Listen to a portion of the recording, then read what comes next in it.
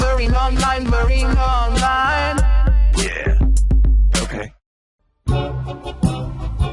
Recently, accidents involving lifeboats and launching appliances have increased in number. As many as 125 accidents took place between 1989 and 2000, resulting in 12 persons losing their lives.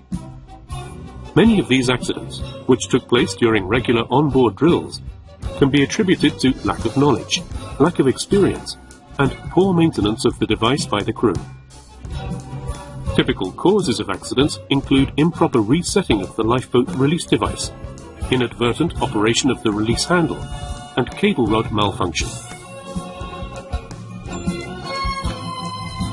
Following a spate of incidents, the SOLAS Convention was revised, and as of July 2006, annual inspections, servicing and repair are to be conducted by the manufacturer's representative or a person trained and certified by the manufacturer.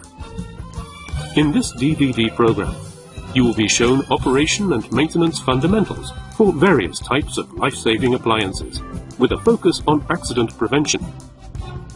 The guidelines introduced are general in nature. For a specific model or product, users are strongly advised to refer to the instruction manual provided by each manufacturer.